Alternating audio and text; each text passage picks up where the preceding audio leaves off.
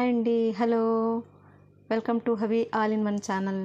ఈరోజు నేను ఎంటీఆర్ గులాబ్ జామున్ రెసిపీ చేయబోతున్నానండి. ఎంటీఆర్ గులాబ్ జామున్ ప్యాకెట్తో నేను ఇన్స్టెంట్ గులాబ్ జామున్ ఎలా తయారు చేయాలో చూద్దాం. ఈ ఎంటీఆర్ గులాబ్ జామున్ ప్యాకెట్ 175 గ్రామ్ అండి. ఈ ప్యాకెట్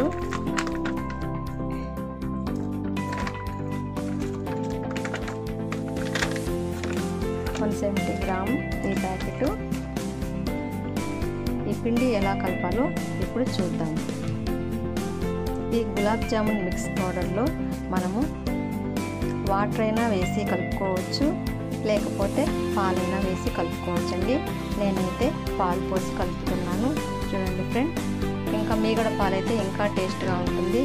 ఎలా కలపాలంటే పాలు కొంచెం కొంచెంగా వేసి ఎక్కువ గట్టిగా ప్రెస్ చేయకుండా వేళ్ళ మీద ఇలా కలుపుతూ కలపాలి. మరీ గట్టిగా కాకుండా మరీ పలచగా కాకుండా వేళ్ళ మీద ఇలా తిప్పుతూ నేను చూపించినట్లుగా ఈ పిండిని కలుపుకోవాలి. గట్టిగా ప్రెస్ చేయకూడదు ఫ్రెండ్స్.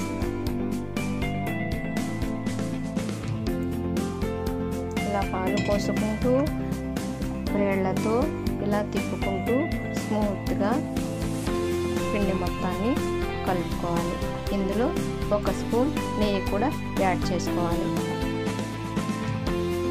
ఈ పిండిలో 1 స్పూన్ నెయ్యిని యాడ్ చేసుకోవటం వల్ల గులాబ్ జామ్ చాలా టేస్ట్గా ఉంటాయి. ఇలా వేళ్ళతో గట్టిగా ప్రెస్ చేయకుండా ఇలా కలుపుకుంటూ ఉండాలి ఫ్రెండ్స్. గట్టిగా కలపటం వల్ల గులాబ్ జామున్ పగిలిపోయే అవకాశం ఉంది.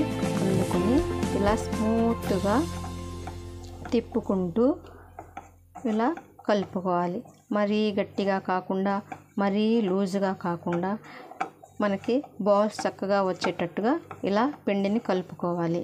ఇంకొంచెం పాలు పడితే కొంచెం యాడ్ చేసుకుందాం.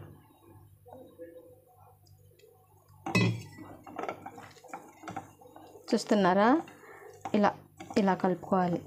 నేను ఎలా అయితే చూపిస్తున్నానో అలానే కలుపుకోండి. పిండిని మట్టికి ఏదైనా కూడా మనము చపాతీ చేసినా గులాబ్ జామున్ చేసినా ఏ రెసిపీ చేసినా కూడా అండి పిండి కలపటంలోనే ఉంటుంది ఏదైనా కూడా. చూసారా ఫ్రెండ్స్, ఇలాగైతే కలుపుకొని ఒక 5 నిమిషాలు కానీ 10 నిమిషాలు కానీ పక్కన పెట్టుకుందాం. చూసారా, ఇలా అంటే ఎంత స్మూత్గా ఉందో పిండి. ఇలా కలుపుకొని ఈ ముద్దని మనం ఒక 10 నిమిషాల పాటు పక్కన పెట్టుకుందాం. ఈ gulab jamun mix powder 170 grams friends. దీనికి మనం షుగరు ఇంచుమించు 3/4 కిలో షుగర్ వరకు వేయచ్చు. కాకపోతే నేను 1/2 కిలో షుగర్ వేస్తున్నానండి. 1/2 కిలో సరిపోతుంది.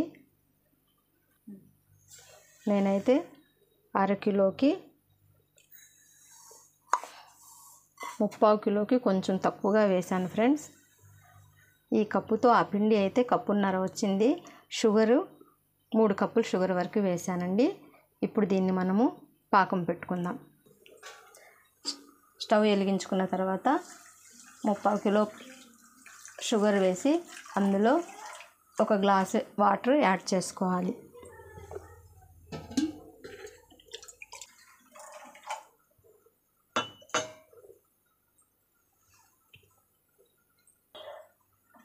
ఒక గ్లాస్ వాటర్ యాడ్ చేసుకున్న తర్వాత స్టవ్ మీద పెట్టి మనము పాకం వచ్చేలా పంచదార కరిగేటట్టుగా వేడి చేద్దాము. మనము ఈ గులాబ్ జామున్కి తీగ పాకము కాదు, మరి అరిసెల పాకము కాదండి. మామూలుగా షుగర్ అంతా కరిగిన తర్వాత కొంచెం ఇలా 2 ఫింగర్స్ ఇలా టచ్ చేస్తే కొంచెం జిగురుగా ఉండేటట్టుగా ఉంటే చాలన్నమాట. అలా మనం వేడి చేసుకోవాలి. ముందుగా పంచదార అంతా కరిగేదాకా మనము వేడి చేసుకున్న తర్వాత సిమ్ములో పెట్టుకోవాలి. స్టవ్ని సిమ్ములో పెట్టుకోవాలి.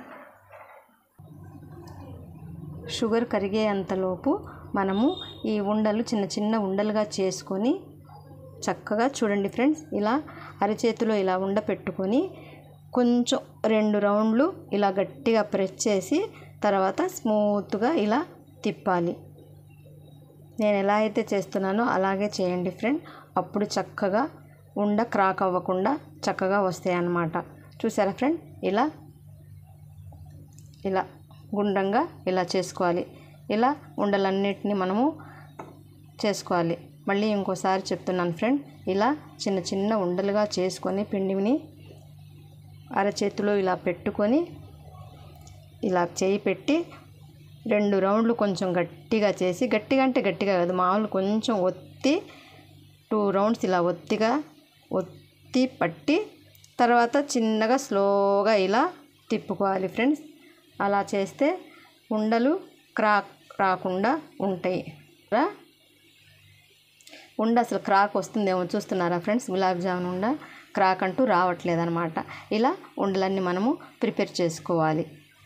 పిండి మనం అంత చక్కగా కలిపితే ఉండలు ఇలా వస్తాయి. పిండి మనము గట్టిగా కానీ మరీ పలచగా కానీ చేసామనుకోండి, ఇలా ఉండలు చేసేటప్పుడు క్రాక్ వచ్చేస్తాయి అన్నమాట. క్రాక్ వస్తే మనం పాకంలో వేసేటప్పుడు ఆ గులాబ్ జామున్ అన్నమాట పగిలిపోతాయి అన్నమాట. అందుకని మనము క్రాక్ లేకుండా ఉండలు ఇలా స్మూత్గా ఇలా చేసుకోవాలి. ఇలా చక్కెర అంతా కరిగిపోయింది ఫ్రెండ్స్, చూస్తున్నారా. ఇప్పుడు ఈ చక్కెర కరిగిన వాటర్లో మనము కొంచెం ఒక నిమ్మ చెక్క రసాన్ని పిండుకుందాం. ఎందుకంటే పాకం చిక్కబడకుండా ఉంటుందన్నమాట. ఇలా నిమ్మరసాన్ని వేసుకుంటే మనము గులాబ్ జామున్ వండి వేసేంతవరకు పాకం చిక్కబడకుండా ఉంటుంది. ఇందులో మనము కొంచెం యాలకుల పొడిని కూడా యాడ్ చేసుకుందాం. ఒక 1/2 స్పూన్ యాలకుల పొడి. ఈ ఫ్లేవరు గులాబ్ జామున్లో చాలా టేస్ట్గా ఉంటాయండి. ఈ ఫ్లేవర్ కలిపితే గులాబ్ జామున్ మట్టుకి. ఇప్పుడు చూద్దాం మనం పాకం ఎలా వచ్చిందో. చూస్తున్నారా ఫ్రెండ్స్, మనము ఈ 2 ఫింగర్స్తో ఇలా పాకం ఇలా చేస్తే కొంచెం జిగురుగా ఉండాలి. మరీ లేత పాకం కాదు, మరీ తీగ పాకం కూడా కాదు. ఇలా 2 ఫింగర్స్ ఇలా కలిపితే కొంచెం జిగురుగా ఉంటే చాలు. ఇప్పుడు పాకం రెడీ అయిపోయింది. ఇప్పుడు పాకం రెడీ అయిపోయింది ఫ్రెండ్స్. ఇప్పుడు దీన్ని తీసేసి పక్కన పెట్టేసుకుందాం. ఇప్పుడు ఒక బాండీ పెట్టి అందులో ఆయిల్ వేసుకుందాం. ఇలా ఆయిల్ వేసుకున్న తర్వాత ఈ ఆయిల్లో కొంచెం నెయ్యిని కూడా యాడ్ చేసుకుందాం. 1 స్పూన్ నెయ్యిని యాడ్ చేసుకుందాం. గులాబ్ జామున్ ఫ్రై చేస్తే చాలా బాగుంటాయండి.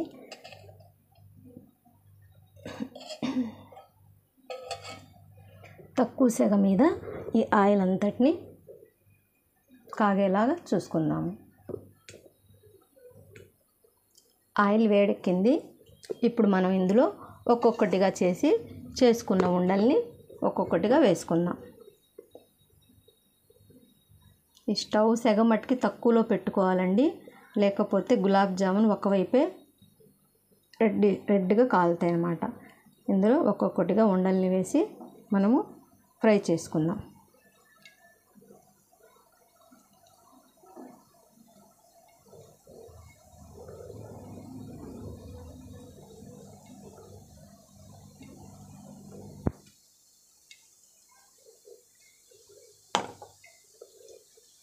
ఉండలు వేసిన తర్వాత మనము 2 నిమిషాల వరకు కదిలించకూడదండి. 2 మినిట్స్ అయిపోయిన తర్వాత స్మూత్గా ఇలా మూవ్ చేయాలి ఉండలన్నిటినీ, లేకపోతే అవి క్రాక్ వస్తాయి అన్నమాట. మనం ఈ గులాబ్ జామ్ చేసేటప్పుడు పిండినే జాగ్రత్తగా కలుపుకోవాలండి. పిండి కలిపేటప్పుడు జాగ్రత్త లేకపోతే మట్టుకి గులాబ్ జామున్ క్రాక్ అయ్యే ఇవి ఉందన్నమాట. ఇలా ఒక్కొక్కటిగా తిప్పుకుంటూ గులాబ్ జామున్ని ఫ్రై చేసుకుందాం.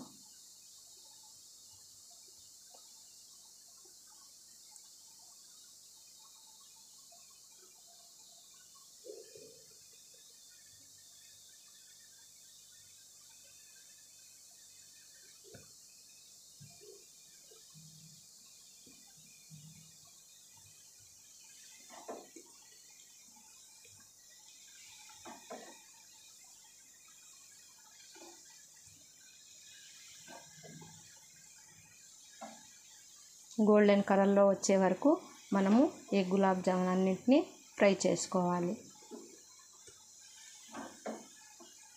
ఇలా స్మూత్గా తిప్పుకుంటూ ఫ్రై చేసుకోవాలి. గులాబ్ జామున్ ఫ్రై చేయడానికి ఓన్లీ సన్ఫ్లవర్ ఆయిలే, రిఫైండ్ ఆయిల్నే వాడుకోవాలి ఫ్రెండ్. శనగ నూనె అలాంటివి మట్టుకి మనం వాడకూడదన్నమాట. చూస్తున్నారా, ఇలా గోల్డెన్ కలర్లో వచ్చేటట్టుగా ఫ్రై చేసుకోవాలి.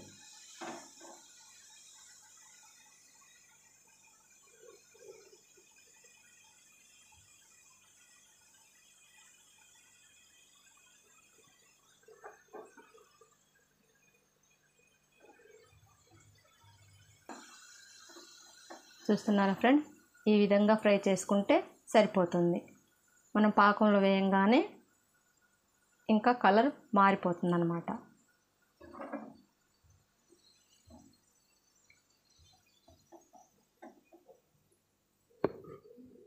ఇలా మనం పాకంలో ఉండలన్నిటినీ వేసుకోవాలి. నెక్స్ట్ మనం ఇంకో వాయి ఉండల్ని వేసుకుందాం.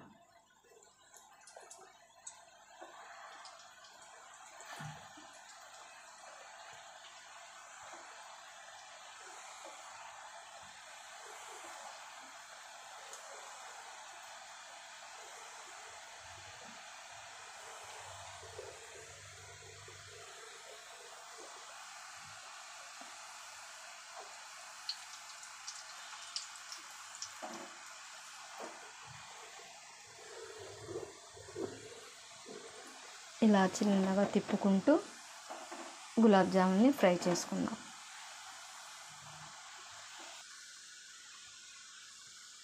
చూస్తున్నారా ఫ్రెండ్, సెకండ్ వాయి కూడా రెడీ అయిపోయింది. చూస్తున్నారా అసలు గులాబ్ జామున్ ఎలా ఉన్నాయో, ఎంత రౌండ్ షేప్లో ఎంత స్మూత్గా కనిపిస్తున్నాయో, అసలు క్రాక్ అంటూ కనిపించట్లేదు అన్నమాట. ఏదైనా కూడా పిండి కలపటంలోనే ఉంటుంది. మనం ఎంత జాగ్రత్తగా అయితే పిండి కలుపుతామో అంత స్మూత్నెస్గా ఈ గులాబ్ జామున్ రెడీ అవుతాయి. ఈ థర్డ్ వాయి అండి. నాకైతే 175 గ్రామ్స్ గులాబ్ జామున్ మిక్స్ పౌడర్కి 3 వాయిలు వేసాను అన్నమాట.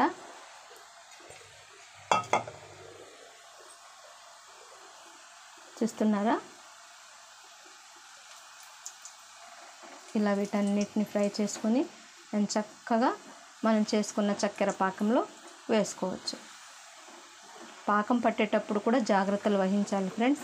పాకం అంటే పాకం కాదు, మరీ తీగ పాకం కూడా కాదు, మరీ అరిసెల పాకం అలాంటి పాకం కూడా కాదు. ఓన్లీ చక్కెర కరిగిన తర్వాత మనము 2 వేళ్లతో ఇలా పాకాన్ని ఇలా టచ్ చేసినప్పుడు కొంచెం జిగురుగా కనిపిస్తే చాలన్నమాట గులాబ్ జామున్కి. అంతేగాని నీళ్లు చక్కెర కరగంగానే మనం అందులో వేసేసామనుకోండి, అసలు గులాబ్ జామున్ పీల్చుకోదనమాట. ఓన్లీ వాటర్లో వేసుకొని తిన్నట్టుగా ఉంటాయి గులాబ్ జామున్. చూసి మనం జాగ్రత్తగా చేసుకోవాలి.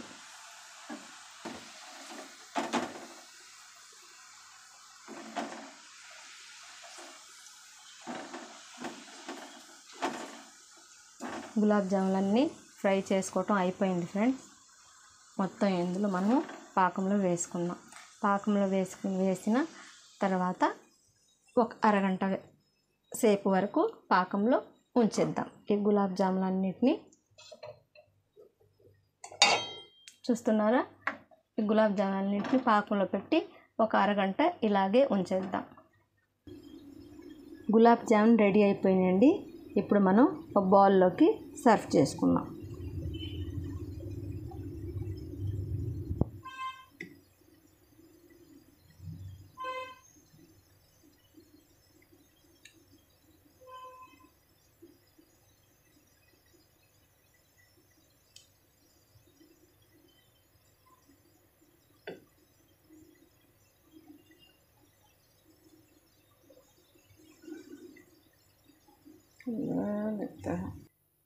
చూసారా ఫ్రెండ్స్, గులాబ్ జామున్ అయితే రెడీ అయిపోయినాయి. టేస్ట్ అయితే ఎలా ఉందో చూద్దాము.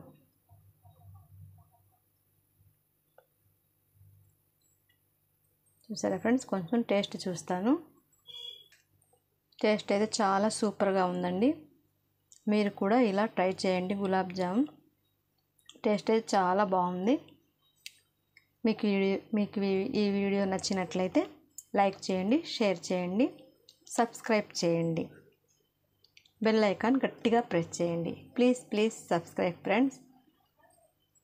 మీకు ఏమైనా డౌట్స్ ఉంటే కామెంట్స్ రూపంలో తెలియజేయండి. Okay friends, bye bye.